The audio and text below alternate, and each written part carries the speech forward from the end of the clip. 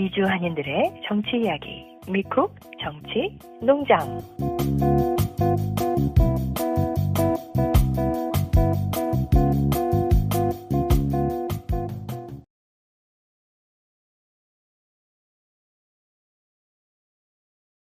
자, 오늘 2026년 7월 1일입니다. 6월 30일, 어제가 화요일이었는데, 미국 여러 지역에서 기초선거가 있었습니다. 기초선거. 콜로라도주 덴버시의 민주당 우세 지역입니다. 여기는. 딥블루 에어리어라고 하는데, 여기서 놀라운 일이 벌어졌죠. 자, 지금 보시는 이 연방 하원 의원을 선출하기 위한 당내 경선입니다. 기초선거. 예, 덴버시의 선거구에서 치러진 선거에서 왼쪽에 보시는 멜라 키로스가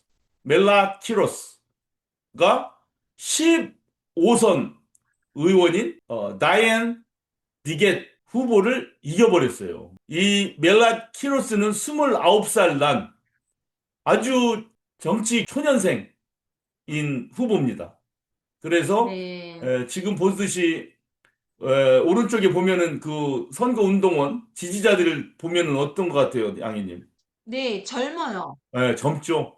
완전히 어제 그 뭐 선거 끝나고 나서 워치파티를 하는데 뭐 그냥 어디 뭐 나이트클럽 디스코장 같은 분위기예요. 그냥 신나게 음악 틀고 신나게 떠들고 그래서 요거 보니까 물론 다이앤 디겟 의원 후보한테는 좀 미안한 얘기지만 이거 뭐 미국 내 오래간만에 어떤 생동감 넘치는 이런 장면을 보았다. 요런 거 말씀드리고 싶고 이 내용이 또 미국 전체에 다 방송이 됐습니다. 여러 매체에서. 그 멜라 키로스는 이디오피아에서 태어났어요. 근데 이 부모가 어떻게 미국에 온지 아세요? 혹시 그 몰랐어요. 이미그레이션 러럴이라는 거 들어보셨어요, 양희님? 네, 네, 알죠. 예, 이 미국 구성원을 좀 다양하게 구성해야 되겠다. 그래서 1년에 뭐 어느 정도 일정 정도 숫자를 추첨을 해가지고 이민자를 받아들여요. 그분들한테 영주권을 주는 거예요. 그러니까 이 네. 밀라 키로스의 부모가 아주 여기에 당첨이 된 거예요. 미국에 이민 갈 수 있는 기회를 아, 얻어서 그렇게 해서 와서 돼서 이렇게 노트댐 로스쿨 거쳐서 변호사가 되고 변호사가 네. 됐는데 프로 팔레스타인 활동을 한 거예요. 우리 멋진 예, 분이네요. 로스쿨 다니고 나서 자기가 취직한 그 로펌에서 이것 때문에 이 사람을 잘라요. 음, 참 안타깝죠. 그러니까 그 짧은 24일 어린 나이에 많은 걸 겪은 거잖아요. 그래서 이 네. 밀렛은 이 현실 사회를 깨닫는 거죠. 야, 이스라엘이 그렇게 팔레스타인 사람들을 억압하고 폭력으로 진압하고 난 그거에 대해서 정당하게 항의를 했는데 이 회사에서 왜 이걸 나를 자르냐 이런 것 때문에 뭐 이러면서 이제 정치계에 입문을 하고 지금 이렇게 됐습니다. 여하튼 지난번 뉴욕에 조란 만다니 뉴욕 시장이 선출된 이후로 이분들도 디모크래틱 소셜리스트라고 이렇게 합니다. 영어로. 네. 키로스 후보도 데모크래틱 소셜리스트예요. 뭐 한국말로는 민주적 사회주의자 이러면 좀 이상한 것 같고 주로 사회민주주의 뭐 이런 게 있지 않습니까? 사회민주주의. 네. 그러니까 뭐 이렇게 해석할 수는 있는데 뜻은 그건가 봐요. 소셜리스트 이러면은 무슨 뭐 독재 이런 생각도 하나 보죠. 일반 사람들은. 그래서 이거는 어떤 한 사람의 독재 막그 뭔가 꽉 억압하는 그런 소셜리스트가 아니라 데모크래틱 민주주의적인 사회주의다 아마 이런 걸 표방하나 봅니다. 그래서 자기 자신을 디모크래틱 소셜리스트라고 하고 조란 만다니가 지금 이런 여러 가지 기초 선거에서 상당히 영향력을 끼치고 있다는 보도가 있습니다. 여기저기 후보에 이 유권자들한테 민주사회주의적인 가치를 널리 알리고 또 그런 것을 지향하는 후보들을 힘을 실어주는데 이런 분들이 지금 많이 당선되고 있어요. 승리를 하고 네. 있어요. 그래서 정말 기쁜 소식이네요. 기대된다고 합니다. 그리고 이 키로스가 이제 제가 뭐 알량한 지식으로 만약에 이게 그리스어라면은 사실은 카이로스예요. 카이로스. 이 네. 크로노스와 카이로스 성경에 나오죠. 크로노스와 카이로스. 크로니클스. 크로노스는 그냥 이 숫자적인 연대지 않습니까? 1900년, 2000년, 네. 3000년 크로노스. 그런데 성경에 나오는 때가 이르렀음에 그게 이제 카이로스예요. 어떤 사회가 흘러가고 있는데 무언가 변화의 어떤 시점, 어떤 분위기가 무르익은 어떤 때, 이거를 가리키는 게 카이로스라는 때입니다. 때가 이르렀노니 예수님께서 할 때. 바로 이 키로스 이름에서 바로 이 이제 미국에서도 이런 편파적이고 극우적이고 음모론적이고 인종차별적이고 아주 트럼프 일가처럼 부패가 만연하면서도 그거를 그냥 덮는 이런 미국을 이제 더 이상 부패시키지 말고 이 새로운 젊은 층들이 일어나서 정말 미국의 가치를 되찾아야죠. 옛날 미국의 가치가 뭡니까? 정치인은 깨끗하다 그랬지 않습니까? 미국 정치인은 그래도 깨끗하다. 법을 지킨다. 어? 인종차별이 그래도 제일 없다. 다른 나라보다도. 평등을 그래도 액면으로라도 지지한다. 근데 이런 것들이 그냥 지난 한 트럼프 정부와 그 음모론자들이 득세하면서 이런 가치들이 그냥 아주 그냥 헌시장처럼 버려졌어요, 지금. 그래서 이제 새로운 미국이 되기를 바랍니다. 이런 젊은 이런 사회민주주의자든 뭐 민주사회주의자든 이름이 중요한 게 아니라 이런 젊은 분들이 이제 정치 전선에 새롭게 주인공으로 등장해서 정말 서로를 존중하고 배려하고 신명나게 살 수 있는 이런 미국으로 만들어주기를 기대하고 지지합니다. 그리고 또 하나는 자 이번 멜라 키로스 후보도 민주당의 경선이지만 주로 지지를 받는 게 이 사회민주당 그다음에 뭐 여러 가지 활동 조직들 이런 분들의 인도르스를 받아요. 이런 분들의 지지를 통해서 민주당 내 경선에 참여하는 거거든요. 버니 샌더스 후보도 그러지 않습니까? 지난번에. 그쵸. 예. 네. 예, 자기 자신이 민주당은 아니지만 민주당과 같이 협약을 해서 경선을 같이 치르자. 예, 이런 모습이 한국 내 민주당과 더불어민주당과 뭐 민주노동당, 기본소득당, 조국혁신당 이런 당들이랑 어떤 협력 관계를 맺어서 좀 잘 해서 모든 민주 진보 성향 사람들이 선거판에서는 하나로 뭉칠 수 있게 하는 방안을 좀 마련하면 어떻겠냐 하는 게 이번 선거를 본 제 관찰평이에요. 예, 그게 좀 부럽고 연구를 좀 해야 될 필요가 있어요. 이 사람들은 어떻게 해서 그런 합의를 이끌어냈지? 어떻게 해서 버니 샌더스가 민주당 후보 경선에 이렇게 나서서 많은 지지를 받을 수 있지? 이런 것들을 한번 연구할 대상입니다. 앞으로.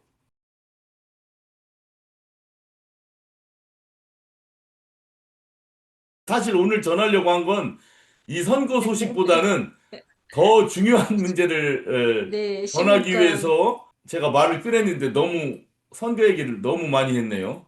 자, 6월 30일 화요일 날 그리고 6월 29일 월요일 미 연방 대법원에서 미국 사회에 큰 영향을 끼칠 수 있는 서너 가지 판결을 내렸습니다.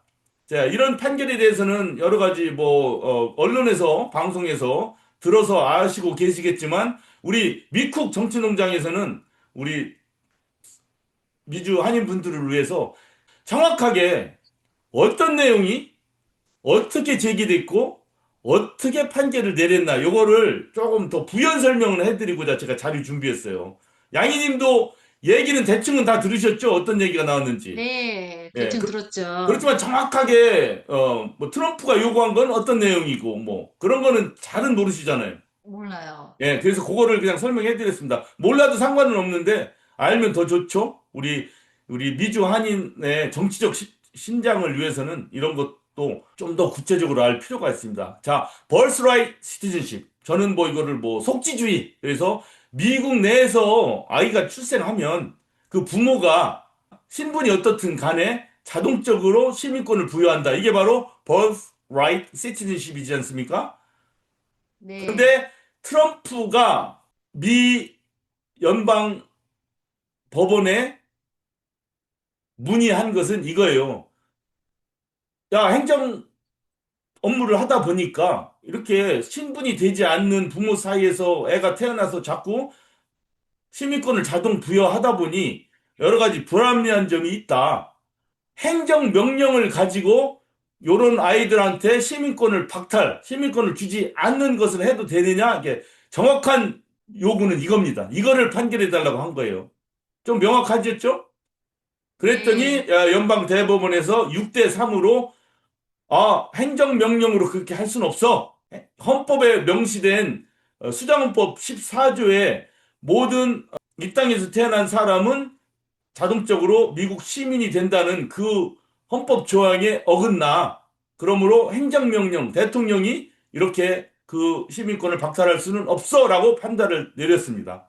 이제 좀 약간 명확해졌죠? 네. 미국은 이민자의 나라잖아요.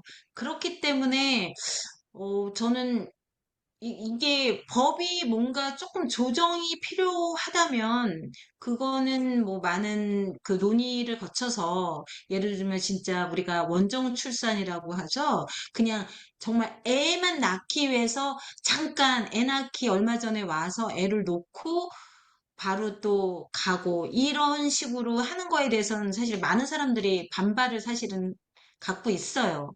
예, 그리고 제가 알기로는 그런데 네, 문제들은 있는데, 어떤 법이든지 문제 없는 법은 없죠. 그런데 이제 그쵸. 대통령이, 자, 그런 문제도 있지만, 신생아의 입장에서 보면은, 어쨌든 얘는 여기서 태어났잖아요.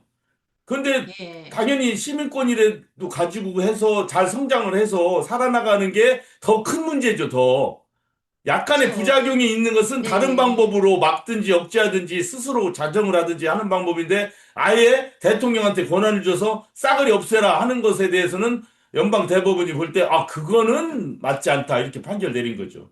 예. 네, 그렇지만 이렇다고 해서 끝난 건 아니죠. 대통령은 네, 요 대법원 판결에도 불구하고 여러 가지 방법이 또 있어요. 시민권자들을 옥죄고, 신분이 안 되는 부모들을 어떻게 막 보내고, 억압하고 하는 방법이 많이 있기 때문에 그걸 계속 활용을 할 거예요. 그리고 오늘 바로, 대통령은, 대법원 판결에 굴하지 않고 뭘 했습니까? 공화당 상원의원들한테 이거를 법으로 통과해달라 이렇게 시켰어요. 이게 쉽지는 않아요. 네, 3분의 2의 찬성을 받아야 헌법 조항을 바꿀 수 있죠. 쉽지 않죠. 대부분이 그쵸. 민주계와 공화계가 50대 50이거든요, 늘. 근데 3분의 1을 얻기는 쉽지 않고 이것에 대해서 찬성할 사람이 누가 있겠어요. 그래서 쉽진 않지만 이렇게 공화계와 인종차별주의자들은 끊임없이 요걸 요구한다. 이런 점을 말씀드립니다. 늘 우리가 관심 있게 지켜봐야 돼요. 두 번째는 메일인 보팅입니다. 이 공화계가 백인 우월자들이 근본적으로 자신들이 표를 받기 위해서 온갖 선거구 조정이라든가 그다음에 투표소를 없애는 거라든가 특히 이 우편 투표 있지 않습니까? 메일인 보팅에 대해서 뭐 이거 사기다 뭐 가짜다 해가면서 계속 공격을 해나가서 이 오퍼레이션을 하고 있어요. 사람들한테 투표를 못하게 하는데 혈안이 돼 있지 않습니까? 그 중에 하나가 이 메일인 보팅에 대해서 무엇을 제기했냐면 유권자가 시간이 없어서 투표소에 직접 가지 못하고 이제 우편으로 투표용지를 보내지 않습니까? 네, 그런데 투표일이 지난 다음에 도착하는 것들이 있잖아요. 근데 이것들이 네, 이제 뜯어보면 대부분 민주당 표로 가요. 왜냐하면 시간 없어서 투표 못하는 사람들 대부분 노동자들입니다. 근로계층. 그쵸. 이런 사람들이 시간이 없으니까 당연히 이걸 선호하죠. 그러면 뜯어보면 다 뭐 파란 걸로 보인단 말이야. 그러니까 열받겠지. 그러니까 얘들은 자꾸 이거 가지고 부정선거다 이러는데 어쩌면 당연한 거지. 그러니까 각 주정부한테 요거를 물어본 거예요. 주정부가 투표일 이후에 도착하는 투표용지, 우편으로 도착하는 투표용지를 유효표로 인정할 것이냐 했더니 대법원에서 뭐라고 했어요? Yes. 5대 4로 예, 인정한다. 예스다. 괜찮다. 인정해야 된다. 왜? 지금 투표일 당일날 도착하냐, 안 도착하냐가 중요한 게 아니라 사람의 투표를 할 수 있는 권리, 그리고 나의 투표가 카운트가 되느냐, 집계가 되느냐, 이거 투표권이지 않습니까? 인간의 소중한. 이게 그쵸. 더 민주주의 중요하죠. 국가의 예, 예, 최소한의 핵심 권리죠. 아닙니까? 예, 제 생각엔 그래요. 네, 그래서 당연히 아무리 보수적인 대법원 판관도 이거에 대해서 할 수 있다. 그 뒷날 와도 괜찮다. 다만 우표에 그 소인 찍히는 날짜 있잖아요. 날짜만 그 투표일 이후는 안 되겠지. 네, 아무래도 투표가 끝난 다음에 그쵸. 우체국에 갖다 주면 그거는 무효지만 그날 찍어서 보냈는데 도착 시간 자체가 한 3, 4일 걸려서 늦게 되는 것도 그 사람의 투표권, 인권, 시민의 고유한 엄청난 권리 아닙니까, 이게? 그건 존중돼야 된다라고 판결 내렸습니다. 세 번째, 트랜스젠더 애슬렛입니다. 이것도 정확하게 문구를 알면은 뭐냐면은 지금 각 주가 어떤 주에서는 이 성전환 수술을 해가지고 이제 여성 스포츠에 들어가면 좀 그렇잖아요. 남자로 태어났는데 성전환 수술해서 이제 여자가 됐어. 근데 아무래도 골격이나 힘이 뛰어나는데 이 사람이 뭐 배구를 하고 막 농구를 하면은 그 여성팀에 가가지고 두각을 나타낼 거 아니에요. 그러니까 조금 이거는 문제가 많이 있죠? 그래서 저, 이것을 이제 물어본 거예요. 이런 문제가 있는 것에 대해서 대법원 판결을 물어봤더니 그거는 주별로 이런 것을 금지해도 그럴 수 있다. 금지할 수 있다. 이렇게 판결을 내렸습니다. 예, 금지할 수 있다고 이것도 사실 인권 측면에 있어서는 이 사람이 무슨 뭐 그 스포츠에 가가지고 뭐 금메달 따려고 막 성전환 수술하고 뭐 그런 사람도 있겠지만 그거보다는 상당히 많은 사람들이 성 전체성, 남성, 여성, 나는 여성도 아니고 남성도 아니고 남성으로 태어났지만 여성이고 여성으로 태어났지만 남성 같고 한 것에 대한 성 정체성이 하나의 인권의 하나 기본이기 때문에 이것도 사실 존중이 돼야 돼요. 약간의 그런 스포츠에 들어가가지고 약간 논란이 있는 것도 문제는 되지만 인권을 생각할 때는 사실 이것도 다 존중을 해줘야 됩니다. 그러나 대법원 판결에서는 아쉽게도 각 주가 그건 알아서 해라. 이런 식으로 판결이 내려졌습니다. 우리 염소 아저씨는 그 마지막 그 법에 대해서는 개인적인 의견이 어떠세요?